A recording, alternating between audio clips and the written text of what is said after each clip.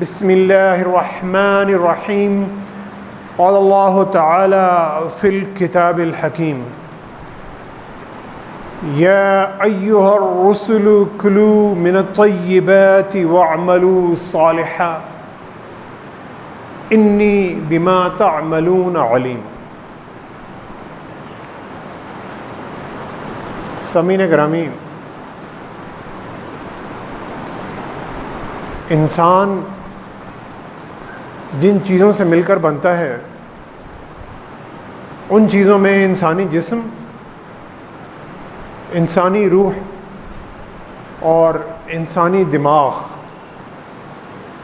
ان تین چیزوں کا جب ایک خوبصورت مرکب بنتا ہے تو وہ انسان بنتا ہے جسے رب العالمین نے تخلیق کیا۔ جسمانی چیزیں اور بہت ساری وہ چیزیں جو ہمیں نظر آتی ہیں کھلی آنکھوں سے، وہ ہمیں آسانی سے سمجھ آ جاتی ہیں، اور جو چیزیں ہمیں آنکھوں سے نظر نہیں آتی ان چیزوں کو سمجھنا مشکل ہوتا ہے۔ اللہ تعالیٰ نے انسان کو ایک شعور دے کر اس دنیا میں بھیجا ہے۔ رب العالمین نے اپنی کتابوں میں اور قرآن پاک میں جو احکامات ہمیں دیے، اور نبی رحمت صلی اللہ علیہ وسلم کی مسلمانوں کے لیے اور امت کے لیے جو تعلیمات تھیں، ان تعلیمات کا بہت گہرا تعلق ان چیزوں سے ہے جو ہمیں نظر نہیں آتی۔ وہ چیزیں انسان کی جو ایک روحانی کیفیت ہے، جو ایک دماغی کیفیت ہے، اور اسے آپ نفسیاتی کیفیت بھی کہہ سکتے ہیں، ان چیزوں سے ان تعلیمات کا بہت گہرا تعلق ہے۔ اور بہت ساری چیزیں اللہ تعالیٰ نے انسان کے اپنے شعور پر چھوڑ دیں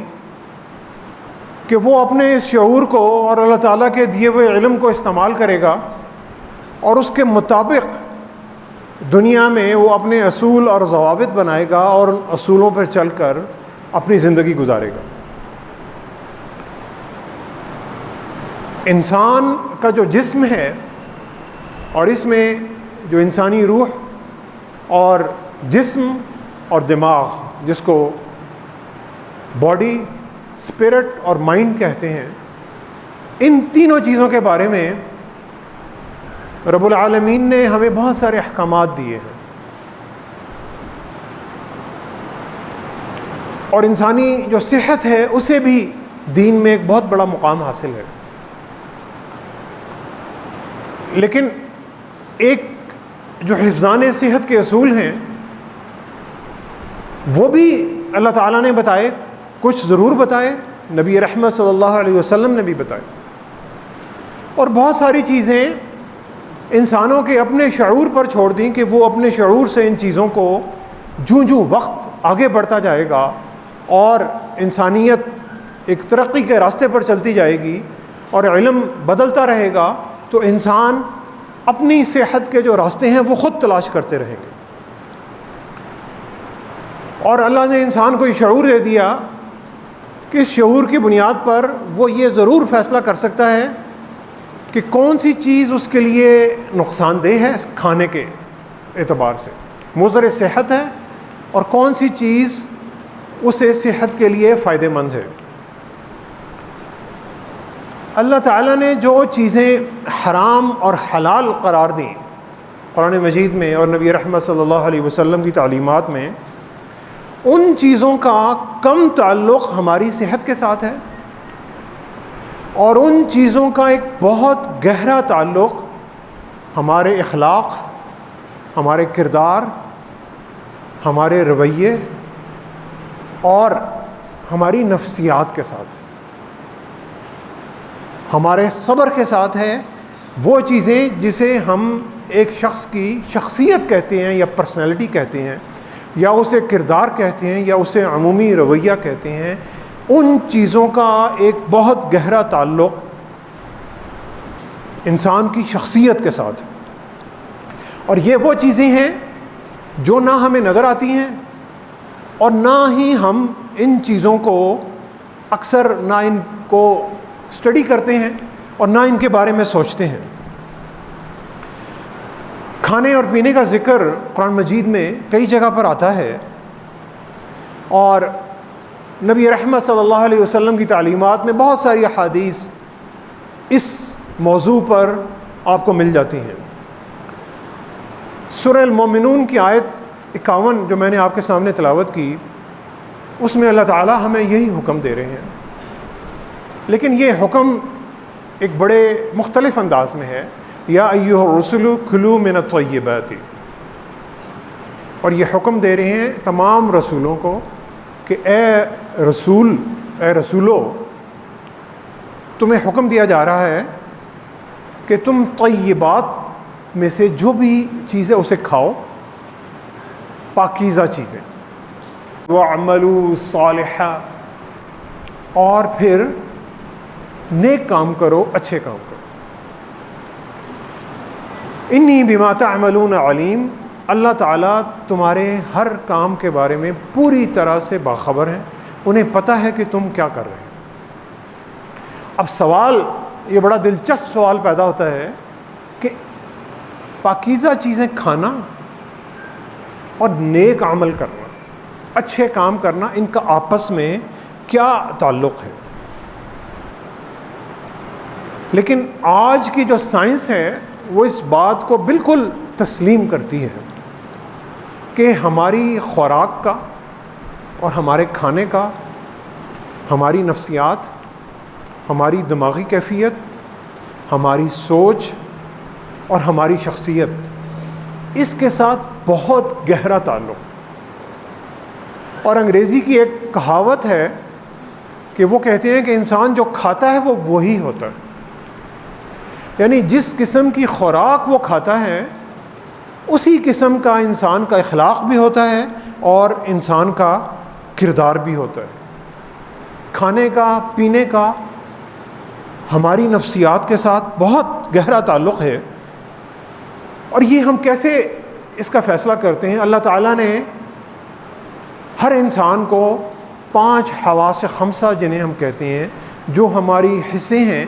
جن سے ہم اس دنیا میں جو بھی معلومات ہو رہی ہیں اس معلومات لیتے ہیں، اور پھر ان معلومات کو ہمارا دماغ جو ہے وہ پروسیس کرتا ہے اور اسے ایک شکل دیتا ہے، اور اس شکل کی بنیاد پر پھر ہم کوئی فیصلہ کرتے ہیں۔ اس میں پہلی حص جو ہے وہ دیکھنے کی حص ہے۔ آنکھوں سے ہم دیکھتے ہیں کسی چیز کو، پھر اس کے بارے میں کوئی فیصلہ کرتے ہیں۔ آواز، کانوں سے ہم آواز سنتے ہیں، یہ دوسری حص ہے۔ تیسری حص، اللہ تعالیٰ نے ہمیں منہ اور زبان اور ایک ذائقہ عطا کیا، ہم کسی چیز کو چکھ کر اس کے بارے میں کوئی فیصلہ کرتے ہیں، یہ کیسی چیز ہے۔ اور پھر جو 5ویں حص اللہ نے ہمیں دی وہ ٹچ کرنے کی، لمس جسے ہم کہتے ہیں، کہ کسی چیز کو ہم چھو کر دیکھتے ہیں کہ یہ چیز کیسی ہے۔ کپڑے کو بھی ہم چھو کر دیکھتے ہیں کہ اس کپڑے کی کوالٹی کیسی ہے، اور پھر کھانے کو بھی، گوشت اگر پک رہا ہے تو اسے ہم ٹچ کر کے دیکھتے ہیں کہ کیا وہ گوشت جو ہے وہ گل گیا ہے یا نہیں۔ تو جب ہم خوراک کھا رہے ہوتے ہیں تو کھانے کی جب شکل دیکھتے ہیں تو ہماری آنکھ بتا دیتی ہے کہ یہ کھانا کیسا ہے، خوبصورت لگ رہا ہے اور دکھنے میں اچھا ہے تو ہم کہتے ہیں یہ بڑا اچھا کھانا ہوگا۔ پھر ہم اسے جب سونگھتے ہیں، اس کی جو اسمیل ہے وہ ہمیں اس کے تازہ یا اس کے پرانا ہونے کا بتا دیتی ہے۔ پھر جب ہم اسے منہ میں ڈال کر چکھتے ہیں تو اس کا ذائقہ ہمیں بتا دیتا ہے کہ یہ جو کھانا خوش ذائقہ ہے یا بد ذائقہ ہے، اور پھر ہم اسے چھو کر بھی اسے چیک کر لیتے ہیں کہ یہ کھانا جو ہے صحیح گلا ہوا ہے، پکا ہوا ہے کہ نہیں۔ ان 5 حصوں سے ہم نے یہ ساری انفارمیشن لے لی۔ یہ تو ہو گئے حفظان صحت کے بارے میں ایک عمومی باتیں۔ فیصلہ جو آپ نے کرنا ہے اور جو میں نے کرنا ہے کھانے کے بارے میں، کہ یہ کھانا حلال ہے یا یہ کھانا حرام ہے۔ اور اس کے بھی دو حصے ہیں. ایک حلال اور حرام، یعنی جو چیزوں کی مادی طور پر اللہ تعالیٰ نے کچھ چیزوں کو حلال کیا، ذبیحہ کو حلال کیا، مردار کو حرام کیا، شراب کو حرام کیا، اور بہت ساری چیزوں کو، خنزیر کو حرام قرار دیا، خون کو حرام قرار دیا. یہ ایک الگ ایک موضوع ہے، اور بدقسمتی سے مسلمان محققین نے اس موضوع پر کوئی خاص تحقیق نہیں کی. لیکن میں سمجھتا ہوں، میرا یہ ایمان ہے کہ اس حلال اور حرام ہونے کا ہمارے اخلاق اور ہمارے کردار کے ساتھ بہت گہرا تعلق ہے. اس پر مسلمان ریسرچرز نے کہیں کہیں کوئی تحقیق کی ہے، لیکن عمومی تحقیق نہیں ہے. آپ کو جو سائنسی جو ثبوت ہوتے ہیں وہ نہیں مہیا کیے گئے کہ جس کی بنیاد پر ہم یہ بتا سکیں کہ ان چیزوں کو حلال اور حرام قرار دینے میں اللہ تعالیٰ نے کیا مصلحت رکھی ہے. لیکن کھانے کے بارے میں اور کھانے کا ہمارے دماغ اور ہماری نفسیات اور ہمارے شعور پر جو اثر ہوتا ہے، یہ اثر جو ہے اس کو سائنس نے تحقیق کر کے ثابت کر دیا ہوا ہے کہ یہ اثر ضرور ہوتا ہے. تو نبی رحمت صلی اللہ علیہ وسلم کی تعلیمات اور اللہ تعالیٰ کی تعلیمات ان چیزوں کے بارے میں جو ہمیں نظر آ رہی ہیں اور ان چیزوں کے بارے میں جو ہمیں نظر نہیں آ رہی، اس پہ ہمیں بہت زیادہ غور و فکر کرنے کی ضرورت ہے کہ جو چیزیں ہمیں نظر نہیں آتی ہم ان چیزوں کی گہرائی تک جانے کی کوشش کریں اور پھر سمجھیں کہ اس میں اللہ تعالیٰ نے کیا حکمت رکھی ہے. تو سورہ حاقہ میں اللہ کہتے ہیں فلا اقسم بما تبصرون، میں قسم کھاتا ہوں ان چیزوں کی جنہیں تم دیکھ سکتے ہو کھلی آنکھوں سے. فلا اقسم بما تبصرون، میں قسم کھاتا ہوں ان چیزوں کی جنہیں تم دیکھ سکتے ہو، وما لا تبصرون، اور ان چیزوں کی جنہیں تم نہیں دیکھ سکتے. جو تمہیں آنکھوں سے نظر نہیں آتی اس کے لیے تمہیں گہرائی میں جانا پڑتا ہے، اس کے لیے تمہیں حکمت، دانشمندی اور غور و فکر سے کام لینا پڑتا ہے کہ کھانے کا میرے اخلاق اور میرے کردار پر کیا اثر ہو رہا ہے. اور اکثر جب ہم کھانا کھاتے ہیں تو ہمارا ہوتا ہے کہ ہم پیٹ بھر کے کھانا کھائیں، کیونکہ جب ہم پیٹ بھر کے کھانا کھاتے ہیں تو ہمارا معدہ جو ہے وہ ایک کیمیکل ریلیز کرتا ہے، اور اس کیمیکل کو ڈوپامین کہتے ہیں. سپورٹ سے جن لوگوں کا تعلق ہے تو اس میں جو لوگ ایتھلیٹس ہوتے ہیں یا سپورٹس میں کھیل رہے ہوتے ہیں ان کا ایک ٹیسٹ ہوتا ہے جسے ڈوپ ٹیسٹ کہتے ہیں، اور اس ٹیسٹ میں جو ایتھلیٹ پازیٹیو ہوتا ہے اسے وہ نکال دیتے ہیں باہر کہ اس نے کوئی میڈیسن لی ہوئی ہے جو اس کی پرفارمنس کو وقتی طور پر بوسٹ کر رہی. تو یہ جو ڈوپامین ہے یہ ایک دماغ کو پلیئر دیتا ہے، ایک خوشی دیتا ہے، اور یہ اللہ تعالیٰ نے کیمیکل بنایا ہوا ہے. تو اس لیے جب ہم کھانا کھاتے ہیں تو ہمارے پیٹ سے جو نیورو ٹرانسمیٹرز ہیں وہ سگنل بھیجتے ہیں دماغ میں، اور ڈوپامین ریلیز ہو رہی ہے. ہم کھانا کھا کر بڑے خوش، یعنی جیسے وہ پرباش ہو جاتے ہیں کھانا کھا کر. تو اس کا ایک کیمیکل ریئیکشن ہے. نبی رحمت صلی اللہ علیہ وسلم نے فرمایا کہ ابن آدم کا پیٹ ایک کھائی ہے جو بھرتا نہیں. اور پیارے نبی صلی اللہ علیہ وسلم نے اسے انسان کی حرص کے ساتھ، لالچ کے ساتھ، اس کا ساتھ موازنہ کر کے پیش کیا کہ ابن آدم کا پیٹ ایک کھائی ہے، ایک ایسی اس میں حرص ہے جو بھرتی نہیں ہے. اور اگر ابن آدم نے اس کو صرف چند لقمے چاہیے جو اس کی کمر سیدھی رکھنے کے لیے کافی ہیں، صرف چند لقمے چاہیے جو ابن آدم کی کمر سیدھی رکھنے کے لیے کافی ہیں. اور اگر پیارے نبی صلی اللہ علیہ وسلم فرما رہے ہیں کہ اگر تم نے کھانا ہو تو تمہیں چاہیے کہ تم اپنے پیٹ کا 1/3 حصہ کھانے سے بھرو، 1/3 حصہ 1/3 تم پانی سے بھرو، اور 1/3 حصہ سانس کے لیے خالی چھوڑو. یعنی نبی رحمت صلی اللہ علیہ وسلم نے ایک رہنما اصول بتایا جس کے انسانی صحت پر تو کئی بے تحاشا فوائد ہیں، لیکن اس کا اصل فائدہ یہ ہے کہ انسان اپنے آپ پر، اپنے نفس پر ایک کنٹرول کر رہا ہے. اس کے سامنے نعمتیں رکھی ہوئی ہیں اور اسے بھوک بھی لگی ہوئی ہے. اور پھر وہ اپنے آپ کو کنٹرول کر کے اس نعمت میں سے ایک کم حصہ کھا رہا ہے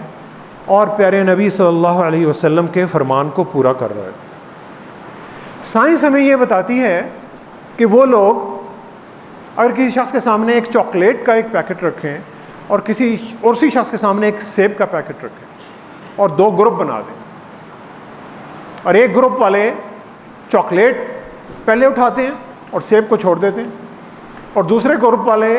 سیب کھاتے ہیں اور چاکلیٹ کو چھوڑ دیتے ہیں، اور ان دونوں گروپس کی نفسیاتی اور دماغی کیفیت اور اخلاق اور کردار کا اگر موازنہ کریں تو وہ لوگ جنہوں نے چاکلیٹ اٹھائی ہے وہ لوگ بے صبرے کہلاتے ہیں، اور یہ سائنس یہ بات بتا رہی ہے، اور یہ بات محققین نے ثابت کی ہوئی۔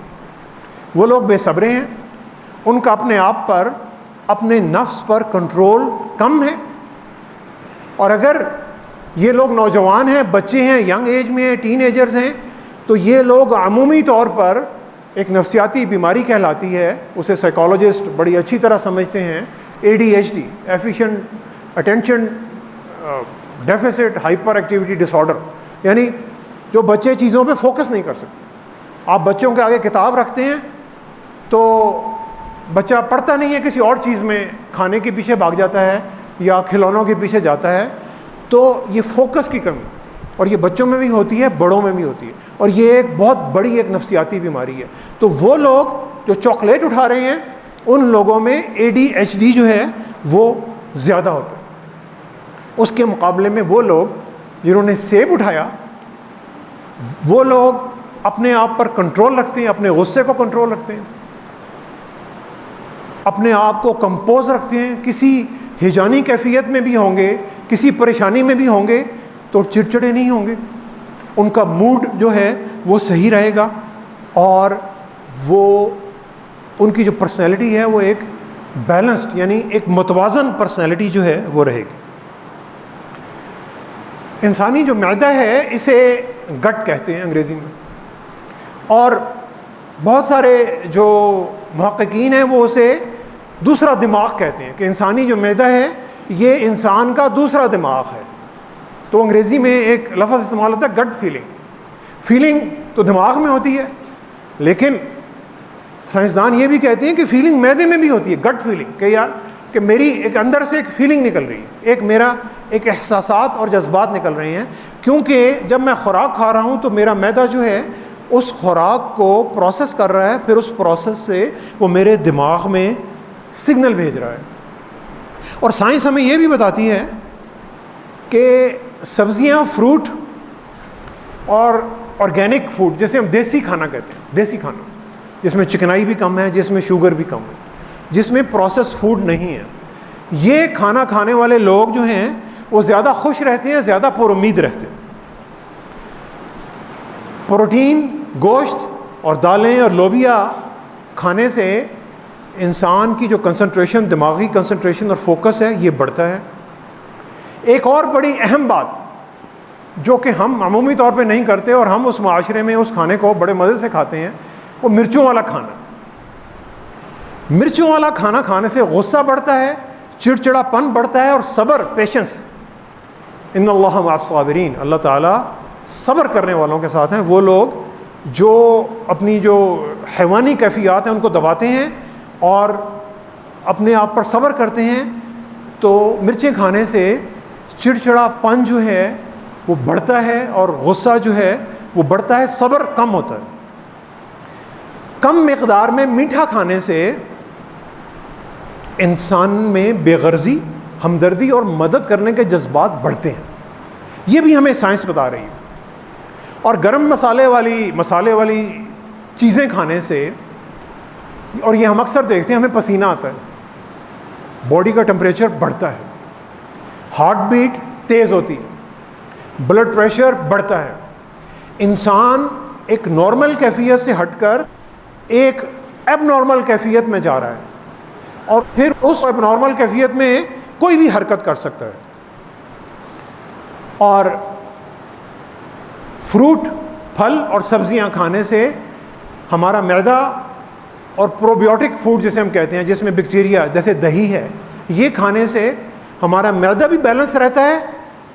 لیکن معدے سے زیادہ ہمارا موڈ بھی بیلنس رہتا ہے. یعنی سڑک پہ جا رہے ہیں تو خام خواہ ہارن نہیں بجائیں گے، کسی کے ساتھ غصے کا اظہار نہیں کریں گے، آرام سے خوش مزاجی سے خوش اخلاقی سے لوگوں کے ساتھ پیش آئیں. یہ ہمیں سائنس بتا رہی ہے. نبی رحمت صلی اللہ علیہ وسلم نے فرمایا کہ کافر 7 آنتوں میں کھاتا ہے، کافر 7 آنتوں میں کھاتا ہے اور مسلمان 1 آنت میں کھاتا ہے. یعنی مسلمان اللہ کا بندہ اپنے کھانے کو کنٹرول کر کے کھاتا ہے، اور آپ نے فرمایا کھانے سے پہلے اللہ کا نام لو تاکہ شیطان تمہارے اس کھانے سے دور ہو جائے. داہنے ہاتھ سے کھاؤ تاکہ اس میں اللہ کی برکت ہو، اور پھر ہر شخص اپنے نزدیک سے کھائے. یہ بھی ایک آج کی دنیا میں ایک بڑی چھوٹی سی لیکن بہت اہم بات. اکثر شادیوں میں، بیاہ میں، فنکشنز میں ہم جاتے ہیں تو کھانا ٹیبلوں پہ لگا ہوا ہے، ڈشیں لگی ہوئی ہیں، اور لوگ بےتاب ہوتے ہیں اور ایک ٹیبل سے دوسری ٹیبل تک، ایک ڈش سے دوسری ڈش تک بھاگتے چلے جا رہے ہیں. نبی رحمت صلی اللہ علیہ وسلم نے ایک ڈش سے دوسری ڈش تو درکنار، آپ نے ایک ہی ڈش میں کہا کہ ایک ہی جگہ سے کھانا اٹھاؤ، بار بار مختلف جگہوں سے کھانا نہ اٹھاؤ. اور نبی رحمت صلی اللہ علیہ وسلم نے اپنی محفل میں نوجوانوں کو اور صحابہ اکرام کو منع فرمایا. جو لوگ ڈش میں ایک طرف سے کھانا اٹھاتے تھے، اور ہم اپنا دیکھیں کہ کس طرح ہم ایک ڈش سے دوسری ڈش تک بھاگتے ہیں، اور پھر کتنا کھانا جو ہے اللہ کی جو ایک نعمت ہے اسے ہم ضائع کرتے ہیں، جو کہ کسی غریب کے پیٹ تک نہیں پہنچتا، اور پھر وہ ایک ڈسٹ بن میں، کچرے میں چلا جاتا ہے، اور اللہ کی ایک نعمت جو ہے وہ ضائع ہوتی ہے. اور پھر آپ کسی ڈاکٹر سے پوچھیں تو وہ کہے گا کہ بوفے کھانا بالکل نہیں کھاؤ، یعنی کیونکہ اس میں انسان کو کنٹرول ہی نہیں رہتا، کہ اس کے سامنے 10 ڈشیں ہیں، ان 10 ڈشوں میں سے وہ جب بھی کھائے گا زیادہ کھائے گا، غلط کھانا کھائے گا، اور وہ کسی نہ کسی بیماری کا ضرور شکار ہو جائے گا. اب آ گئی حلال اور طیب. حلال تو سمجھ میں آ گئی. طیب کو مفسرین نے کہا کہ پاکیزہ چیزیں، پاکیزہ چیزیں، اور مفسرین نے اسے کہا کہ وہ چیزیں جو کہ اپنی قدرتی حالت میں جو ہمیں ملتی ہیں. جیسے گندم ہے، تو جب گندم کو پیستے ہیں تو گندم میں چوکر بھی ملی ہوئی ہے، میدا بھی ہے، پروٹین بھی ہے، سارا کچھ ہے. یہ جو چیز ہے یہ طیب ہے. جب ہم گندم سے میدا الگ کر لیتے ہیں تو یہ طیب نہیں رہتا. یہ اسی طرح جو فوڈز، جو کھانے کی چیزیں جنہیں ہم پروسیس کرتے ہیں، تو مفسرین کے مطابق یہ بھی طیب کی جو کیٹیگری ہے اس سے نکل جاتی ہیں. تو آٹا کھائیں پورا، میدا نہ کھائیں. آپ کسی ڈاکٹر سے پوچھیں وہ آپ کو بتائے گا کہ 3 سفید زہر ہیں جنہیں ہم زندگی میں کھاتے ہیں. ایک سفید زہر میدا، میدے سے بنی ہوئی کتنی چیزیں ہم کھاتے ہیں، ڈبل روٹی سے لے کے بیکری کی ساری چیزیں، یہ ساری میدے کی بنی ہوئی ہوتی ہیں. دوسرا سفید زہر چینی، شوگر.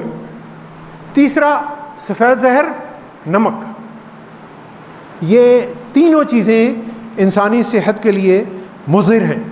جتنی جسمانی صحت اچھی ہوگی، دماغی صحت، نفسیاتی صحت، اخلاقی صحت بھی اتنی ہی اچھی بنے گی. نفس کے غلام نہیں بنیں گے، اللہ کے غلام بنیں گے. حضرت انس رضی اللہ تعالیٰ عنہ فرماتے ہیں کہ نبی رحمت صلی اللہ علیہ وسلم نے ساری زندگی میں میدے کی چپاتی نہیں کھائی. پیارے نبی صلی اللہ علیہ وسلم نے میدے کی چپاتی اپنی پوری زندگی میں نہیں کھائی. اور ہماری والدہ محترمہ حضرت عائشہ رضی اللہ تعالیٰ عنہ فرماتی ہیں کہ نبی کریم صلی اللہ علیہ وسلم نے مدینہ میں آنے کے بعد، اقتدار ملنے کے بعد، پیٹ بھر کر 3 دن تک متواتر گندم کی روٹی نہیں کھائی. کئی دن پیارے نبی فاقے سے رہتے تھے اور صرف جو کی روٹی، اور کبھی کوئی پرانی کھجور یا کوئی عام کھجور اور اس پر اور جو کی روٹی پر نبی رحمت صلی اللہ علیہ وسلم گزارا کرتے تھے. سامعین گرامی، اللہ تعالیٰ نے مومنین کو طیب چیزیں کھانے کا حکم دیا. نبی رحمت صلی اللہ علیہ وسلم کی ایک بڑی مشہور حدیث ہم نے کئی دفعہ سنی ہوگی، 40 نبوی کی 10ویں حدیث ہے نبی رحمت صلی اللہ علیہ وسلم نے فرمایا اللہ طیب ہیں، پاک ہیں، طیب چیزوں کو، پاک چیزوں کو قبول فرماتے ہیں۔ اللہ نے مومنین کو بھی وہی حکم دیا جو رسولوں کو حکم دیا، یا ایھا الرسل کلوا من الطیبات واعملوا صالحا، اے رسولو پاکیزہ چیزیں کھاؤ اور اچھے اور نیک عمل کرو۔ اور پھر نبی رحمت صلی اللہ علیہ وسلم نے ایک ایسے شخص کا ذکر کیا جو کہ ایک طویل سفر کر کے آتا ہے، اس کے بال الجھے ہوئے ہیں، اس کا لباس غبار آلود ہے، اور وہ اللہ کے سامنے ہاتھ اٹھاتا ہے اور کہتا ہے یا ربی یا ربی، لیکن نبی رحمت صلی اللہ علیہ وسلم فرماتے ہیں کہ جب کہ حقیقت میں اس کا کھانا حرام ہے، اس کا پینا حرام ہے، اس کا لباس حرام ہے، اور اس کی پرورش حرام کی غذا سے ہوئی ہے، تو پیارے نبی صلی اللہ علیہ وسلم پھر سوال کرتے ہیں تو اس کی دعا کیسے قبول ہوگی؟ تو سامعین گرامی، ہمیں یہ سوچنا ہے کہ جو غذا ہم کھا رہے ہیں، کیا یہ غذا حلال کمائی سے آئی ہے یا یہ غذا حرام کمائی سے آئی ہے؟ تو سوچ کو پاکیزہ کرنا اور اسے سینیٹائزر لگانا اتنا ہی ضروری ہے جتنا ہاتھوں کو پاکیزہ کرنا۔ اور سوچ کو پاکیزہ کرنے کے لیے خوراک کو پاکیزہ کریں، اپنے کردار کو پاکیزہ کریں، اپنے اخلاق کو پاکیزہ کریں، اپنی نگاہ کو پاکیزہ کریں، اپنے مال کو پاکیزہ کریں، اور اپنے اعمال کو پاکیزہ کریں۔ یہ اللہ کا راستہ ہے، یہ پیارے نبی صلی اللہ علیہ وسلم کا راستہ ہے۔ جھوٹ بول کر کمایا ہوا مال حرام ہے، کسی کو دھوکہ دے کر کمایا ہوا مال حرام ہے، کسی کا حق غصب کر کے کمایا ہوا مال حرام ہے، کسی کو دھوکہ دے کر کمایا ہوا مال حرام ہے، سود کا مال حرام ہے، کسی کی زمین پر، چاہے وہ کسی کی ہے چاہے وہ سرکار کی ہے، ناجائز قبضہ کیا ہوا اور اس سے کمایا ہوا مال حرام ہے، ٹیکس نہ دینا بھی حرام ہے، رشوت لینا اور رشوت دینا بھی حرام ہے، اپنی ڈیوٹی نوکری پوری نہیں کی، تنخواہ اور مراعات پوری لے لی، یہ بھی حرام ہے۔ اللہ تعالیٰ نے یہ اصول ہمیں بہت واضح کر کے بتائے ہیں۔ نبی رحمت صلی اللہ علیہ وسلم نے بہت ساری چیزیں ہمیں کھول کھول کر بتائی ہیں۔ پاکیزگی طیب ناپاکی سے کبھی بھی نہیں بن سکتی، چاہے ناپاکی کتنی ہی بڑی کیوں نہ ہو جائے۔ سامعین گرامی، دعا کریں کہ اللہ تعالی ہمیں حلال اور حرام میں فرق کرنے اور حرام کو اپنی زندگیوں سے نکالنے اور حلال اور طیب مال اور خوراک اور کردار کو اپنی زندگیوں کا حصہ بنانے کی رب العالمین ہمیں توفیق عطا فرمائے۔ وما علینا الا البلاغ المبین۔